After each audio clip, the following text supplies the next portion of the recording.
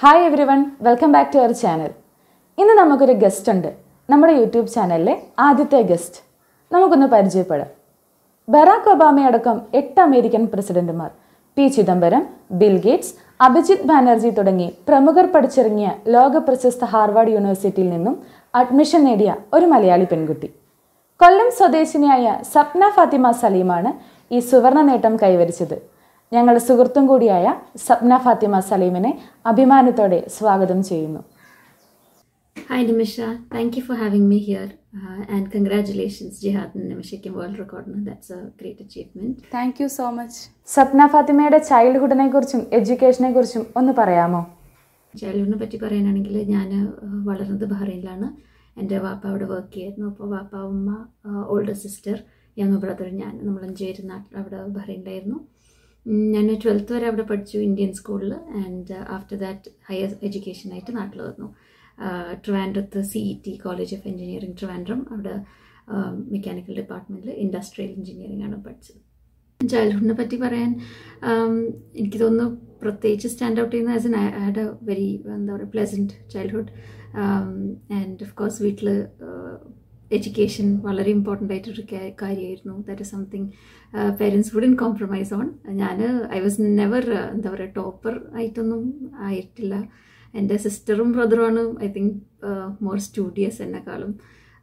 I was just above average എന്ന് പറയാം. I was never somebody who liked to sit down and study a lot or anything.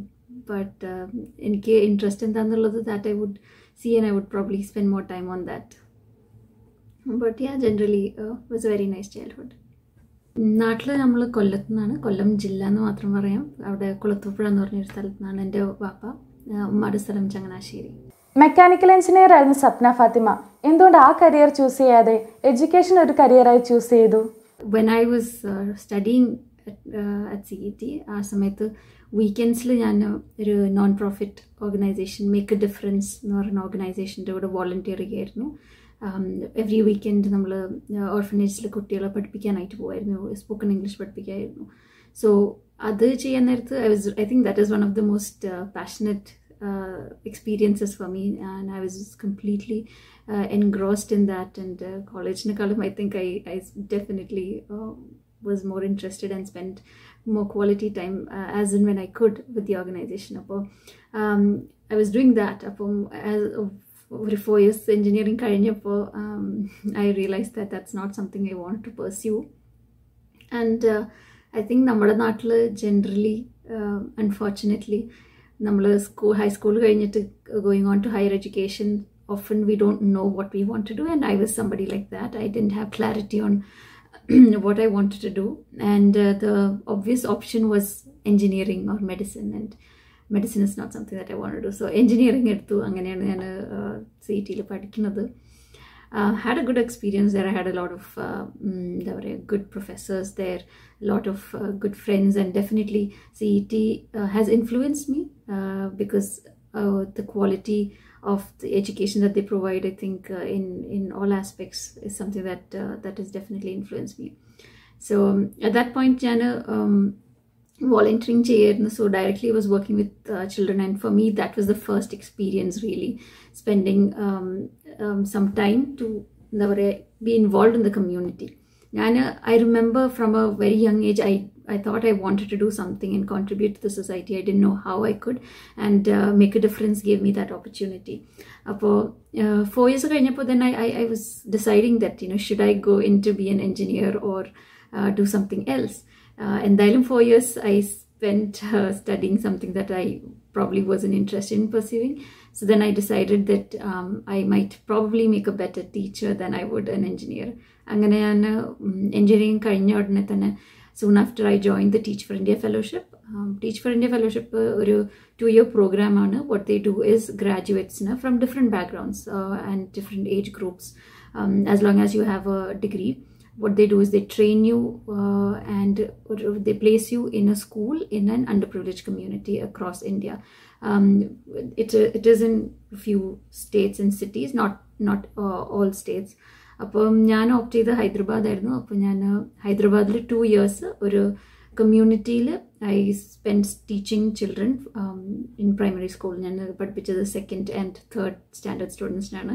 എൻ്റെ students ഇപ്പോൾ 10th സ്റ്റാൻഡേർഡാണ്. They're all most of them are taller than me right now. So it's been good to see them grow as well. So that was a great experience for me because sort of solidified what I wanted to do. Because teaching ilku vannu kaniyapo, then I realized that there is just so much meaningful work that we can do in India in the education space. Appo I decided to stick on to that. And post my fellowship program, I moved on to work with an organization called India School Leadership Institute, ISLI. What ISLI does is it trains school principals and capacity builds the management teams and the school principals in schools that are placed in either underprivileged communities or government schools. So I worked there as a program manager. So I had the opportunity to work with about 21 schools directly as a coach or a program manager for the school leaders. Day in and day out, every day I would be stepping into a different school and observing classrooms with the school principal, sitting down and having conversations on what can we do better to improve the quality of education there. So that's what I did for some time, and then from that I moved on to working also in curriculum development. Appam training program inde curriculum endana avarku training endana cheyendadu ennallathu build cheyalayirunnu.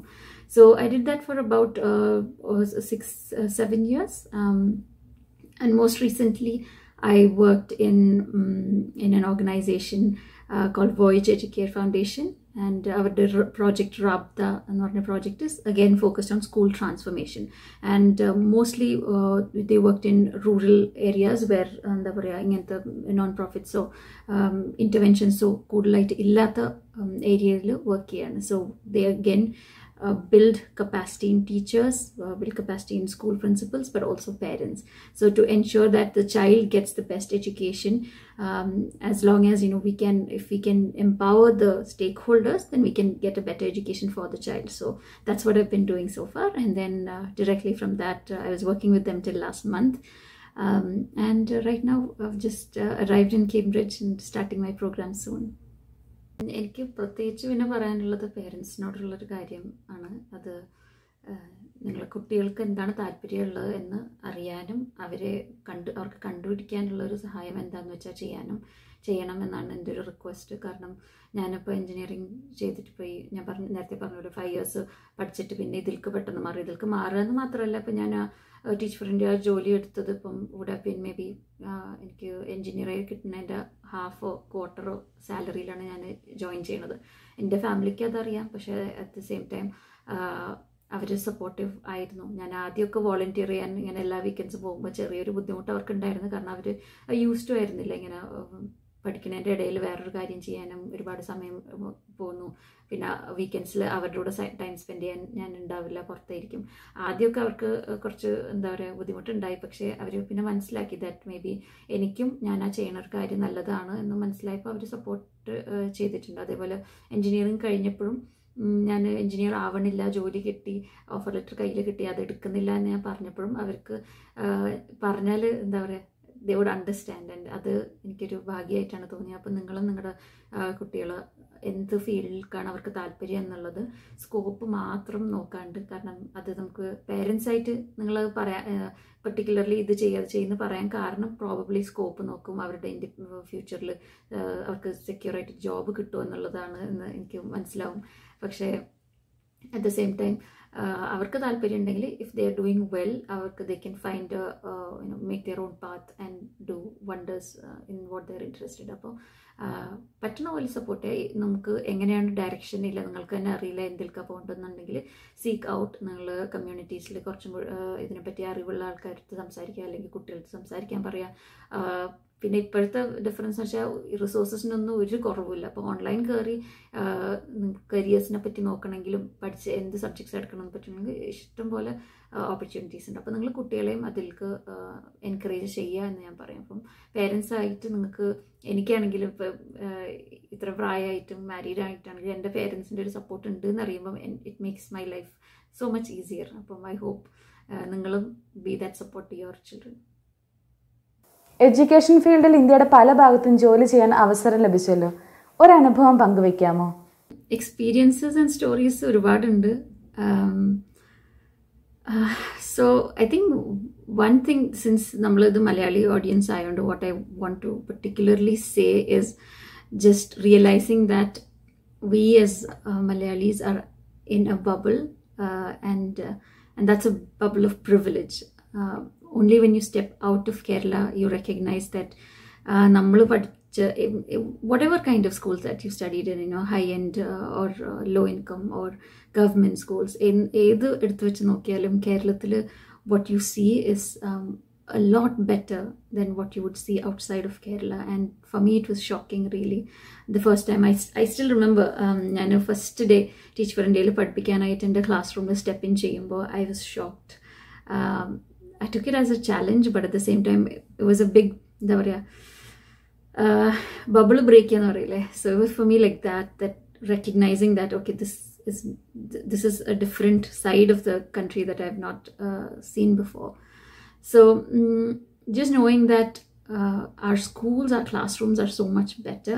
And the reason I'm telling you that is because I think as people of privilege, there is something that you and I can do about it. So I would urge particularly the youth to pick up whatever that you can do and work on some particular area. എങ്ങനെയാണ് higher എഡ്യൂക്കേഷന് വേണ്ടി Harvard യൂണിവേഴ്സിറ്റിയിൽ എത്തിയത്? എങ്ങനെയാണ് ഇതിലേക്ക് എത്തുന്നതും and ഇതിൻ്റെ കാരണം എന്ന് പറഞ്ഞാൽ, ഞാൻ ഐഡൻറ്റിഫൈ ചെയ്ത 2 പെർട്ടിക്കുലർ റീസൺ ഉണ്ട്. ഞാനും ഹാർവാർഡ് യൂണിവേഴ്സിറ്റി എന്ന് പറഞ്ഞാൽ ഇപ്പോൾ ഞാൻ സ്വപ്നം കണ്ടിട്ടുള്ള ഒരു യൂണിവേഴ്സിറ്റി എന്ന് എനിക്ക് പറയാൻ പറ്റില്ല. കാരണം അത് എന്താ പറയുക, നമ്മൾക്ക് ബിയോണ്ടാണ് എന്ന് വിചാരിച്ചിരിക്കുന്ന ഒരു യൂണിവേഴ്സിറ്റിയാണ്. ടി വിയിൽ മാത്രം കാണുന്നത് അല്ലെങ്കിൽ ന്യൂസ് പേപ്പറിൽ വായിക്കാൻ പറ്റിയ യൂണിവേഴ്സിറ്റി. സോ ഞാൻ എന്നെ തന്നെ അങ്ങനെ ഒരു യൂണിവേഴ്സിറ്റിയിൽ ഞാൻ പിക്ചറൈസ് ചെയ്തിട്ടില്ല. That is A reality. പക്ഷേ ഒരു ഐ തിങ്ക് അബൌട്ട് 6 വർഷം മുമ്പ് ഞാൻ ടീച്ചറായിട്ട് അവിടെ വർക്ക് ചെയ്യുന്ന സമയത്ത് എന്നെ ഒരു സ്ട്രേഞ്ചർ മെസ്സേജ് ചെയ്തിട്ടുണ്ടായിരുന്നു. ഇപ്പം അന്ന് സ്ട്രേഞ്ചർ ആയിരുന്നു, ഇപ്പം എൻ്റെ ഒരു മെൻറ്ററാണ്. അദ്ദേഹം എൻ്റെ വർക്ക് കണ്ടിട്ടുണ്ടായിരുന്നു. ഞാൻ എൻ്റെ ക്ലാസ് റൂമിൽ നടക്കുന്ന കാര്യങ്ങളും അതിനെ പറ്റിയിട്ടൊക്കെ പോസ്റ്റ് ചെയ്യായിരുന്നു. കാരണം നമുക്ക് ഫണ്ട്സ് ഒരുപാട് ആവശ്യമുണ്ടായിരുന്നു. കുട്ടികൾക്ക് ഒരു എന്താ പറയുക, പൊളിഞ്ഞ ബെഞ്ചും ഡെസ്ക് തന്നെ ഉണ്ടായിരുന്നില്ല. പിന്നെ ബ്ലാക്ക് ബോർഡ്സ് പൊട്ടിയതായിരുന്നു, വിൻഡോസ് പൊട്ടിയതായിരുന്നു, ബുക്സ് ലൈബ്രറി ഇല്ല. കുട്ടികൾ അങ്ങനത്തെ ഒരു സിറ്റുവേഷനിലായിരുന്നപ്പോൾ എനിക്ക് ഒരുപാട് ഫണ്ട് റേസ് ചെയ്യേണ്ടി വന്നിട്ടുണ്ട് അപ്പോൾ ക്ലാസ് റൂം സെറ്റ് ചെയ്യാനായിട്ട്. അപ്പം ആ സമയത്ത് ഞാൻ കുറേ എഴുതുമായിരുന്നു എൻ്റെ ക്ലാസ്സിനെ പറ്റിയിട്ടും. അങ്ങനെ കുറച്ച് പേര് കണ്ട് എന്നെ, ഒരുപാട് പേര്, ഇപ്പോൾ നിങ്ങൾ കാണുന്നവരിലും ഒരുപാട് പേര് എന്നെ ഹെൽപ്പ് ചെയ്തിട്ടുണ്ടാവും എന്ന് എനിക്കറിയാം.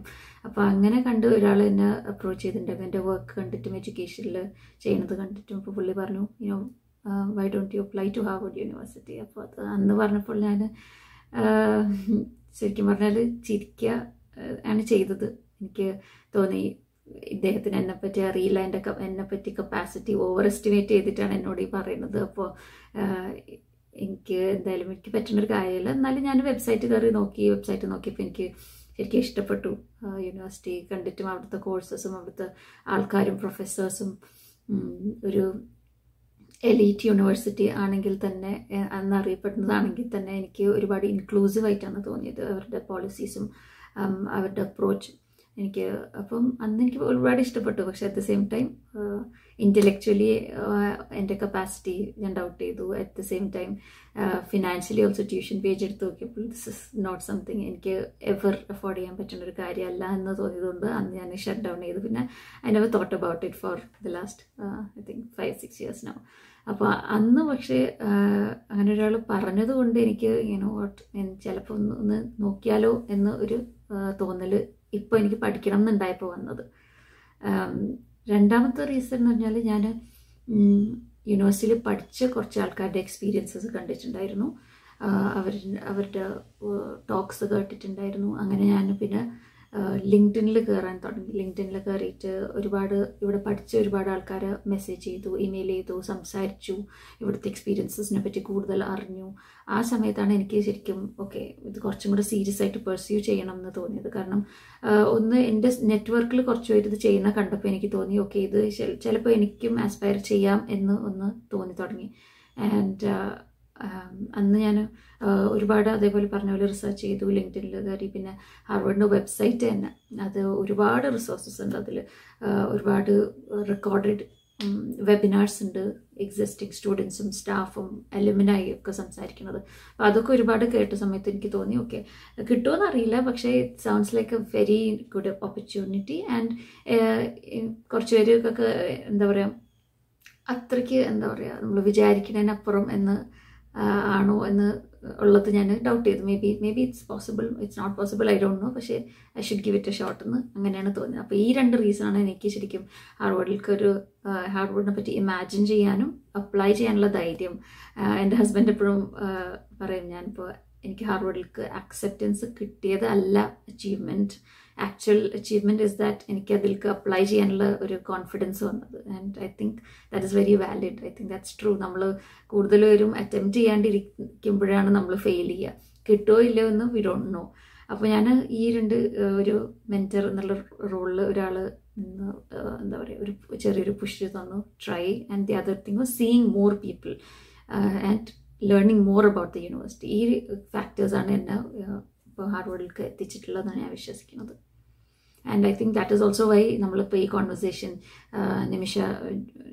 എനിക്കും ഈ കോൺവെർസേഷൻ ചെയ്യണം എന്ന് ആഗ്രഹമുള്ളതും ഇസ് ദാറ്റ്. അപ്പം ഇത് കണ്ടിട്ട് മോർ പീപ്പിൾ തോന്നുകയാണ് എനിക്കും ഇത് പറ്റും. If somebody like Sapna can do this I can also do it എന്നുള്ളൊരു ഫീലിംഗ് വരണം എന്നാണ് നമ്മുടെ ആഗ്രഹം. സോ നമ്മുടെ ഇൻഹിബിഷൻസിനെ നമ്മൾ ഡൗട്ട് ചെയ്യാണ്ട് let give it a shot. പിന്നെയുള്ള എന്താ പറയുക ഒബ്സ്റ്റക്കിൾസ് അപ്പോൾ എത്തുമ്പോൾ നമുക്ക് ഫേസ് ചെയ്യാം. ഞാൻ ജസ്റ്റ് ആഡ് ചെയ്യുന്ന ഒരു കാര്യം എന്ന് പറഞ്ഞാൽ, ഞാൻ അന്ന് പറഞ്ഞല്ലോ നേരത്തെ, ഞാൻ കുറച്ച് കാലം മുമ്പ് ഇതിനെപ്പറ്റി നോക്കിയപ്പോൾ ഫിനാൻഷ്യലി എനിക്ക് പറ്റുമെന്ന് തോന്നിയില്ല എന്ന്. ഞാനിപ്പം ഇതിപ്പോൾ പഠിക്കാൻ വന്നിരിക്കുന്നത് എനിക്ക് സ്കോളർഷിപ്സും ഗ്രാൻറ്റ്സും ഫണ്ട് റേസിങ്ങും ചെയ്തിട്ടാണ്. അപ്പം അന്നത്തെ അതേ കൺസ്ട്രെയിൻ ഇന്നും ഉണ്ടായിരുന്നു. പക്ഷേ ഞാൻ വിചാരിച്ചു എങ്ങനെയാണ് വരുന്നിടത്ത് എന്താ ചെയ്യേണ്ടതെന്ന് വെച്ച് നോക്കാം. അങ്ങനെ എനിക്ക് ഒരുപാട് പേര് എൻ്റെ വർക്ക് കണ്ടിട്ട് എന്നെ സപ്പോർട്ട് ചെയ്തിട്ട് hundreds of people have supported my education. And എനിക്ക് സ്കോളർഷിപ്സ് കിട്ടി, യൂണിവേഴ്സിറ്റിയിൽ നിന്ന് തന്നെ ഗ്രാൻറ്റും ഉണ്ട് പഠിക്കാൻ. അപ്പോൾ നിങ്ങൾ ഫൈനാൻഷ്യൽ ഒരു ബേർഡൻ ആലോചിക്കേണ്ടെന്നല്ല പറയണത്, അതിലേക്ക് വേറെ വഴികൾ ഉണ്ടാവാം. നമ്മൾ വർക്ക് ചെയ്യുന്നത് ഫോക്കസ് കൂടുതലുണ്ടെങ്കിൽ you can find out scholarships എന്താണുള്ളത് അവൈലബിൾ, ഗ്രാൻറ്റ് എന്താണ് അവൈലബിൾ. അപ്പോൾ അതൊരു തടസ്സം ആക്കണ്ട എന്നുള്ളത് എൻ്റെ അടുത്ത് 6 വർഷം മുമ്പ് അന്ന് ഞാൻ വെബ്സൈറ്റ് തുറന്ന് നോക്കിയിട്ട് അദ്ദേഹം എന്നോട് പറഞ്ഞിട്ടുണ്ടായിരുന്നു. എനിക്ക് ഫിനാൻഷ്യലി പറ്റില്ല എന്ന് പറഞ്ഞപ്പോൾ പറഞ്ഞ് അത് സാരമില്ല, you work on it. Financially കാര്യം നമുക്ക് അന്ന് അവിടെ എത്തുമ്പോൾ ദർ മൈറ്റ് ബി വേസ്. അപ്പോൾ അന്ന് ഐ ഡിഡ്ന്റ് ബിലീവ് ഇറ്റ്, പക്ഷേ it worked out this time. And I'll take this opportunity also to thank everybody who helped me get the scholarships and grants for this. Harvard യൂണിവേഴ്സിറ്റിയിലെ admission procedure ഒക്കെ എങ്ങനെയാണ്?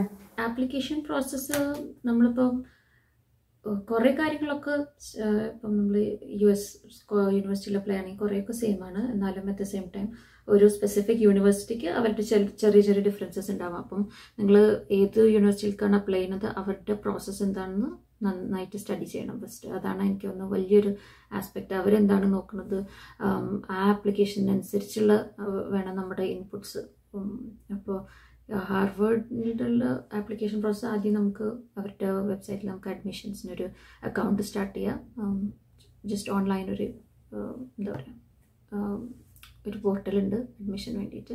അപ്പോൾ അതിൽ account start ചെയ്യുക. പിന്നെ അതിൽ അവർ ചോദിക്കുന്ന കുറേ ഇൻഫർമേഷൻ, നമ്മുടെ ബാക്ക്ഗ്രൗണ്ട് ഇൻഫർമേഷൻ, നമ്മൾ പഠിച്ചതിനെ പറ്റിയിട്ടും അതിൻ്റെ സ്കോഴ്സും പിന്നെ വർക്ക് എക്സ്പീരിയൻസും അങ്ങനത്തെ കുറേ ജനറൽ ബാക്ക്ഗ്രൗണ്ട് ഇൻഫർമേഷൻ ഉണ്ട്. പിന്നെ കൂടുതൽ ടൈം സ്പെൻഡ് ചെയ്യേണ്ടി വരുന്ന ഒരു കാര്യം നമ്മുടെ എസ്സേസ് ആണ്. എസ്സേ എന്ന് പറയുന്നത് ഇവിടെ യൂണിവേഴ്സിറ്റീസ് ചെയ്യുന്നത് അവർ കുറച്ച് ക്വസ്റ്റ്യൻ പ്രോംപ്റ്റ്സ് ഉണ്ടാവാം, അതിനെപ്പറ്റി നമ്മൾ എക്സ്പ്ലെയിൻ ചെയ്യാതെ. കൂടുതലും വരുന്ന ക്വസ്റ്റ്യൻ പ്രോംപ്റ്റിൻ്റെ പേർപ്പസ് എന്ന് വെച്ചാൽ നമ്മൾ എന്തിനാണ് ഈ യൂണിവേഴ്സിറ്റിയിൽ അപ്ലൈ ചെയ്യണത്, എന്തിനാണ് ഈ കോഴ്സിലേക്ക് അപ്ലൈ ചെയ്യണത്, പിന്നെ ഇതുകൊണ്ട് നമ്മൾക്ക് ഫ്യൂച്ചറിൽ എങ്ങനെയാണിത് നമ്മളെ ഹെൽപ്പ് ചെയ്യുക. അപ്പോൾ ഈ 3 കാര്യമാണ് ബ്രോഡായിട്ട് കൂടുതൽ പേരും അറിയാൻ ശ്രമിക്കുന്നത്. പക്ഷേ ഒരു ഫ്യൂ ക്വസ്റ്റ്യൻസ് മാത്രം ആണെങ്കിൽ തന്നെ ഇത് സത്യം പറഞ്ഞാൽ ഒരു ഭയങ്കര ഒരു റിഫ്ലക്റ്റീവ് ആൻഡ് എക്സ്റ്റെൻസീവ് പ്രോസസ്സാണ്. നമ്മുടെ ജീവിതം ഫുള്ള് ഇരുന്നൊന്ന് ഇവാലുവേറ്റ് ചെയ്ത് നമ്മൾ എന്തുകൊണ്ട് ഓരോ ഇതുവരെ ചെയ്തു എന്നും ഈ യൂണിവേഴ്സിറ്റിയിൽ നിന്ന് നമ്മൾക്ക് എന്താണ് കിട്ടാൻ പോകുന്നത്, നമ്മൾ ഈ യൂണിവേഴ്സിറ്റിയിലേക്ക് എങ്ങനെയാണ് കോൺട്രിബ്യൂട്ട് ചെയ്യാൻ പോകുന്നതും ഒക്കെ എഴുതി essay ആയിട്ട് ഫോമിലാക്കുകയാണ് ചെയ്യുക. ഐ തിങ്ക് അതാണ് one of the most time consuming activity ഈ പ്രോസസ്സിലുള്ളത്. അപ്പോൾ അത് ഒരുപാട് പ്രാവശ്യം റിവ്യൂ ചെയ്യേണ്ടി വരും. ആൻഡ് എൻ്റെ റെക്കമെൻഡേഷൻ ഇസ് ദാറ്റ്, ഞാനും ഇത് ബാക്കി പലരും പറയണത് കേട്ടിട്ട് ഞാൻ ചെയ്ത കാര്യമാണ്, ഈ ഓൾറെഡി യൂണിവേഴ്സിറ്റിയിൽ പോയിട്ടുള്ളവരെ അപ്രോച്ച് ചെയ്ത് അവരുടെ പ്രോസസ്സിനെ പറ്റി ചോദിക്കുക. പിന്നെ നമ്മുടെ ഡ്രാഫ്റ്റ് എസ്സേസിന് ഫീഡ്ബാക്ക് ചോദിക്കുക. ഐദർ ലാംഗ്വേജ് റൈറ്റിംഗ് കുറച്ച് സ്ട്രോങ് ആയിട്ടുള്ള ആൾക്കാരെയും പിന്നെ യൂണിവേഴ്സിറ്റിയിൽ പഠിച്ചിട്ടുള്ള ആൾക്കാരെയും, അപ്പം ഒരുപാട് ഫീഡ്ബാക്സ് എടുക്കാൻ പറ്റും നമുക്ക്. അപ്പോൾ അതെടുത്തിട്ട് റിവ്യൂ ചെയ്ത്, പക്ഷേ ഇത് ഹാസ് ബി ഒറിജിനൽ. നമുക്ക് വേറൊരാൾ നമുക്ക് വേണ്ടി എഴുതി തരാൻ പറ്റില്ല, കാരണം നമ്മുടെ ജീവിതത്തെ പറ്റി നമുക്ക് തന്നെയല്ലേ അറിയുള്ളൂ. അപ്പോൾ ഈ റിവ്യൂ ചെയ്യുന്നതിൻ്റെ കൂടെ തന്നെ ഒരുപാട് ഫീഡ്ബാക്ക് വരാം, പക്ഷെ അതിൽ നിന്നും എല്ലാം എടുക്കാൻ പറ്റില്ല. നമുക്ക് ആപ്റ്റായിട്ട് തോന്നുന്നത് എന്താണെന്ന് വെച്ചാൽ ആ ഫീഡ്ബാക്ക് എടുത്ത് ആ ഒരു എസ്സേ സബ്മിറ്റ് ചെയ്യണം. പിന്നെ ഉള്ളത് ലെറ്റേഴ്സ് ഓഫ് റെക്കമെൻഡേഷൻ ആണ്. അത് ഒരു ഇമ്പോർട്ടൻ്റ് ആസ്പെക്റ്റ് ആണ്. അപ്പോൾ അതിൽ വരുന്നത് അപ് ടു 3 എനിക്ക് ഈ യൂണിവേഴ്സിറ്റിയിൽ 3 പേരുടെയെന്ന് തോന്നുന്നു. അപ്പം നമ്മൾ പഠിച്ചിട്ടുള്ള യൂണിവേഴ്സിറ്റിയിൽ നിന്ന്, ഇതിനു മുമ്പ് പഠിച്ച യൂണിവേഴ്സിറ്റിയിൽ നിന്നുള്ള പ്രൊഫസേഴ്സിൻ്റെ ആൻഡ് നമ്മൾ ലാസ്റ്റ് വർക്ക് പ്ലേസസ് ചെയ്തിരുന്ന ജോലിയുടെ മാനേജേഴ്സിൻ്റെയോ അല്ലെങ്കിൽ സീനിയർ മാനേജേഴ്സിൻ്റെയോ കൊളീഗ്സിൻ്റെയോ റെക്കമെൻഡേഷൻ ലെറ്റേഴ്സ്. അപ്പോൾ ഇവർ എഴുതുന്നതെന്ന് വെച്ചാൽ നമ്മൾ അവിടെ എങ്ങനെയാണ് പെർഫോം ചെയ്തതെന്നും നമ്മൾ ഈ യൂണിവേഴ്സിറ്റിയിൽ എങ്ങനെയാണ് ഫിറ്റ് ആവുന്നതും എന്ന് നമ്മളെ പറ്റിയിട്ടായിട്ട് ഒരു ലെറ്റർ റെക്കമെൻഡ് ചെയ്ത് അവർ അയക്കണം. അതും വെരി ഇമ്പോർട്ടൻ്റ് ആണ്. അപ്പോൾ നമ്മൾ യൂണിവേഴ്സിറ്റിയിൽ പഠിച്ച പ്രൊഫസേഴ്സുമായിട്ട് വീണ്ടും കോൺടാക്റ്റിൽ ആവണം. ഇതിനെപ്പറ്റി നമ്മൾ പ്രോഗ്രാം എന്താണ് നമ്മൾ ചെയ്യുന്നത്, നമ്മുടെ ഗോൾസ് എന്താണ്, നമ്മുടെ സബ്ജക്റ്റ് എന്താണെന്നുള്ള ഇൻഫർമേഷനൊക്കെ അവർക്ക് കൊടുക്കണം. എന്നിട്ട് അവർ അത് ബേസ് ചെയ്തിട്ട് നമുക്ക് റെക്കമെൻഡേഷൻ ലെറ്റർ ഉണ്ടാവും. അപ്പം ഈ രണ്ടാണ് മെയിൻ ആയിട്ടുള്ള കാര്യം. പിന്നെ വേറൊരു കാര്യം വരുന്നത് GRE, സ്റ്റാൻഡർഡൈസ് ടെസ്റ്റ് വരാം. അപ്പോൾ ചില യൂണിവേഴ്സിറ്റീസിന് IELTS വരാം. അത് English speaking, English language skills ആണ്. ഹാർവേഡിന് അത് ആവശ്യമില്ല, കാരണം അവർ നമ്മൾ പ്രീവിയസ് യൂണിവേഴ്സിറ്റി പഠിച്ചത് ഇംഗ്ലീഷ് ആണ് നമ്മുടെ ലാംഗ്വേജ്, മോഡ് ഓഫ് ഇത് ലാംഗ്വേജ് നമ്മൾ പഠിച്ചതെങ്കിൽ IELTS ആവശ്യമുണ്ടായിരുന്നില്ല. പക്ഷെ GRE ആവശ്യമുണ്ട്. GREയിൽ വരുന്നത് കൂടുതലും നമ്മുടെ കുറച്ച് അക്കാഡമിക് എബിലിറ്റിയും മാത്തമാറ്റിക്കൽ സ്കിൽസുമാണ് വരുന്നത്. അത് കാരണം എത്രയാണെന്ന് പറഞ്ഞാലും നമ്മൾ ഒരു മാസ്റ്റേഴ്സ് പ്രോഗ്രാം ചെയ്യുമ്പോൾ ഒരു അക്കാഡമിക്കലി കുറച്ച് റിഗറസ് ആണല്ലോ. അപ്പോൾ നമുക്ക് അതിനായിട്ട് കീപ്പ് അപ്പ് ചെയ്യാൻ പറ്റുമോ എന്നറിയാൻ വേണ്ടിയിട്ട് അവർ നോക്കുന്നത് ടോപ്പേഴ്സ് ആവണം എന്ന് ഇല്ല, പക്ഷേ അറ്റ്ലീസ്റ്റ് ഒരു അവരുടെ വെബ്സൈറ്റ് നോക്കുകയാണെങ്കിൽ അവർ പറയും ആവറേജ് ആയിട്ട് കഴിഞ്ഞ വർഷം വന്ന ആൾക്കാരുടെ GRE സ്കോർസ് എന്താണെന്നും അങ്ങനത്തെ ഡീറ്റെയിൽസൊക്കെ കിട്ടും. അപ്പോൾ ആ GRE പഠിച്ച് അതനുസരിച്ച് ടൈമിന് ആ ടെസ്റ്റ് എടുത്ത് അതിൻ്റെ സ്കോർസ് വേണം. ഐ തിങ്ക് ഇതാണ് മെയിൻ ആയിട്ടുള്ള ആപ്ലിക്കേഷന് വേണ്ടിയിട്ടുള്ള കാര്യം. പിന്നെ ചിലപ്പോൾ ഓരോ വർഷവും ചെറിയ ചേഞ്ചസ് വരാം. അപ്പോൾ നിങ്ങൾ ആ വെബ്സൈറ്റ് നോക്കിയാൽ ഡീറ്റെയിൽ ആയിട്ട് എല്ലാം അറിയാൻ പറ്റും. സോ അതാണ് I think something that you can spend time on to understand the university and their requirements. Sapna ഫാത്തിമയുടെ ഫ്യൂച്ചർ പ്ലാൻസ് എന്തൊക്കെയാണ്? ഫ്യൂച്ചർ പ്ലാൻസ് എന്താണെന്നുള്ളത് ഫിഗർ ഔട്ട് ചെയ്യാൻ കൂടിയിട്ടാണ് I'm here. But I'm clear that I want to work in bridging the educational inequity in India. It's just such a big gap in the educational status of different groups of people, and there is so much that we can do in terms of bringing quality into that. Particularly India-based work ആണ് ഞാൻ നോക്കുന്നത്. And how do I do it specifically? I want to figure out through this program, and I think my program will allow me to think about it a little deeper and come up with specific next action steps. So trying to figure that out. സപ്നയുടെ ഫാമിലിയെക്കുറിച്ചും family സപ്പോർട്ടിനെ കുറിച്ചും ഒന്ന് പറയാമോ? ഫാമിലിയെ പറ്റിയിട്ട് ഞാൻ നേരത്തെ പറഞ്ഞ പോലെ വാപ്പ, ഉമ്മ, ഓൾഡർ സിസ്റ്റർ, യങ്ങർ ബ്രദർ. നേരത്തെ ചൈൽഡ്ഹുഡിനെ പറ്റി പറഞ്ഞതുകൊണ്ട് പറയാനത് ഹസ്ബൻഡ് ഉണ്ട്. ഞാൻ മാരീഡാണ്. ഹസ്ബൻഡ് തൃശ്ശൂരിൽ നിന്നാണ്. തൃശ്ശൂർ ഇപ്പം പുള്ളി അവിടെ ഉണ്ട്. Is working with Amazon, work from ഹോമാണ്. പിന്നെ വാപ്പ ബഹ്റൈനിൽ വർക്ക് ചെയ്യായിരുന്നു, ഇന്ത്യൻ എംബസിയിൽ. ഉമ്മ ഹൗസ് വൈഫ് എന്ന് പറയാം, പക്ഷേ അറ്റ് ദ സെയിം ടൈം ഒരുപാട് ക്രിയേറ്റീവായിട്ട് ടൈലറിങ്, എംബ്രോയിഡറി ഒക്കെ ചെയ്യുന്ന ആളും, ഒരുപാട് ചെയ്തിട്ടും പ്ലസ് പഠിപ്പിച്ചിട്ടുണ്ട്. 100ഓളം ആൾക്കാരെ പഠിപ്പിച്ചിട്ടുണ്ട്. So she's always been active. ഇപ്പോൾ രണ്ടുപേരും നാട്ടിൽ അവരുടെ വീട്ടിൽ ഗാർഡനിങ്ങും പിന്നെ പച്ചക്കറി, അവരുടെ ആവശ്യങ്ങൾക്കുള്ള പച്ചക്കറി തോട്ടം പോലെ എല്ലാം സെറ്റാക്കി ബിസി ആയിട്ട് പോകുന്നു.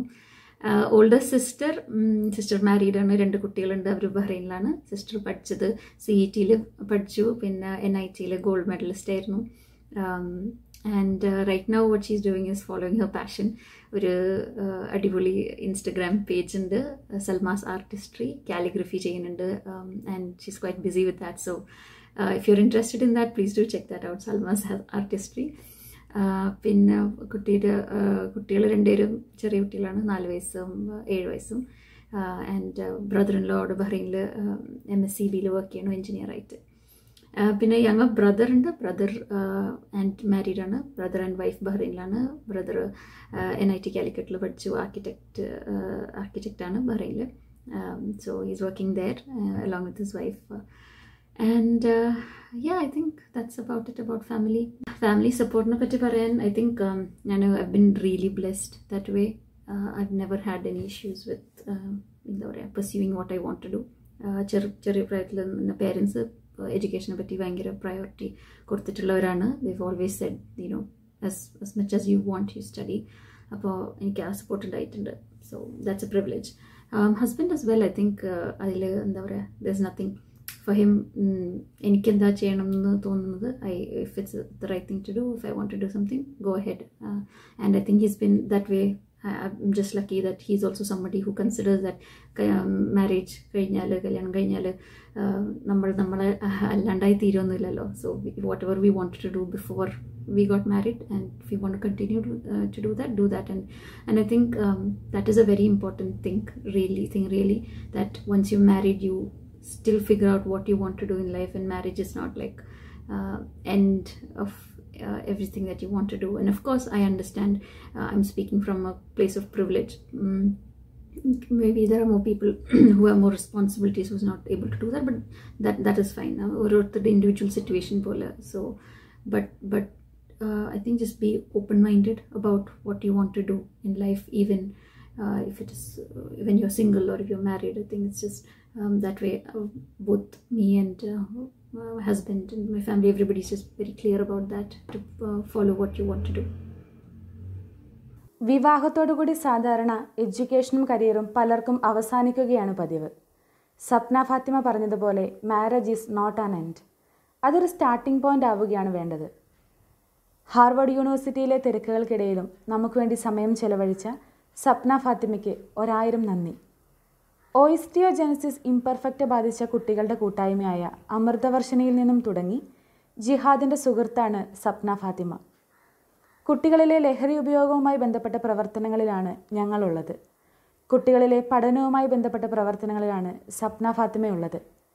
നമുക്കൊരുമിച്ച് കുട്ടികളുടെ ഉന്നമനത്തിനായി പ്രവർത്തിക്കാൻ സാധിക്കട്ടെ എന്ന് ആത്മാർത്ഥമായി ആഗ്രഹിക്കുകയും പ്രാർത്ഥിക്കുകയും ചെയ്യുന്നു. Thank you, Nimisha. I had a great time speaking to you, and I thank you for this opportunity. കാരണം നേരത്തെ നമ്മൾ പറഞ്ഞ പോലെ തന്നെ കൂടുതൽ ആൾക്കാർക്ക് ഇതിനെപ്പറ്റി അറിയുന്നത് is one of the aims that I have. That എന്നെ ഒരുപാട് പേര് അവരുടെ എക്സ്പീരിയൻസസ് പറഞ്ഞതും കാണിച്ചത് കൊണ്ടാണ് ഞാൻ ഇന്ന് ഇവിടെ എനിക്ക് എത്താൻ പറ്റിയത്. അതേപോലെ തന്നെ എനിക്ക് അങ്ങനെ ഫോർ എനിബഡി എൽസ്, ഒരാൾക്കെങ്കിലും ഇത് കണ്ടിട്ട് മോട്ടിവേഷൻ ആവുകയോ അല്ലെങ്കിൽ കൂടുതൽ ഇൻഫർമേഷൻ കിട്ടുകയോ ചെയ്യണമെങ്കിൽ I am happy about it. അപ്പോൾ ഫോർ ദാറ്റ് സെയിം റീസൺ ഞാൻ ഒരു ഇൻസ്റ്റഗ്രാം പേജ് സ്റ്റാർട്ട് ചെയ്തിട്ടുണ്ട്. ഞാൻ ആക്റ്റീവ് അല്ല ഒരുപാട്, പക്ഷേ ഇനി തൊട്ട് I try to be more active. എൻ്റെ പേരിൽ തന്നെയാണ്, സപ്ന സലീം തന്നെയാണ് profile name. So I will try to post more experiences from the university and my life here. And I think if that will help somebody visualize themselves in a university, then I think my job is done. So yeah, feel free to reach out to me there, or anyway, if you want to somehow social media channel, reach out to me. I'm happy to support you in any way. I think that's about it. And to you and Jihad, Nimisha, നിങ്ങൾ എന്താ പറയുക, ഒരു power കപ്പിളാണ് in terms of the achievements that you have done. And ഇനിയും ഒരുപാട് achievements ഉണ്ടാവും എന്ന് എനിക്കറിയാം. So I will look out to see what you are doing next, നിങ്ങളുടെ സ്റ്റഡീസിലാണെങ്കിലും ജോബ്സിലാണെങ്കിലും. So I wish you both good luck in what you're doing. And again, thank you for this opportunity. എല്ലാവർക്കും പ്രചോദനമായ സപ്ന ഫാത്തിമ ഉയരങ്ങൾ കീഴടക്കട്ടെ എന്ന് ആത്മാർത്ഥമായി ആഗ്രഹിക്കുകയും പ്രാർത്ഥിക്കുകയും ചെയ്യുന്നു. വീഡിയോ ഇഷ്ടപ്പെട്ടിട്ടുണ്ടെങ്കിൽ ലൈക്ക് ചെയ്യുക, ചാനൽ സബ്സ്ക്രൈബ് ചെയ്യുക. പുതിയൊരു വീഡിയോയുമായി വീണ്ടും കാണാം. Till then bye.